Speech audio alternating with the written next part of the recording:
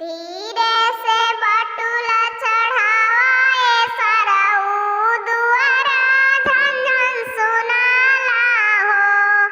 दुआरा झंझन सुनाला हो सरऊ बाउर बड़ी बुझाला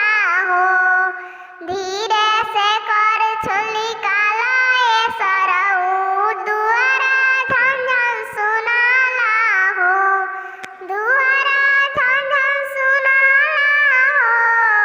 बाउर बड़ी बुझाला हो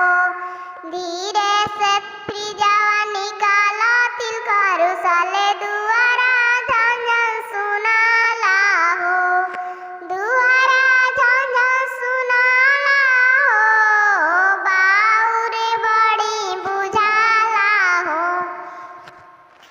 ई जानी जानी हा सरऊ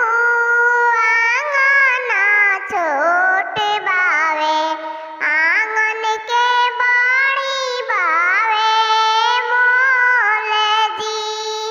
ई जानी जानी हा सरऊ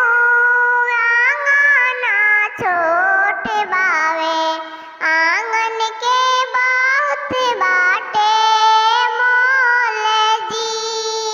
छोटे बाटुलावा बा छोटे बाटुलिया बा फ्रिजवा से लागत आवे थोरे जी ऐसन ऐसन बटुला हम बधाइयन के देले रहनी बबुआ के जनम के बेर जी ई जानी जानी हा सरऊ आंगना छोट बावे आंगन के बहुत बावे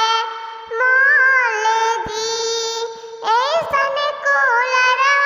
हम खोजन के देले रहनी बबुआ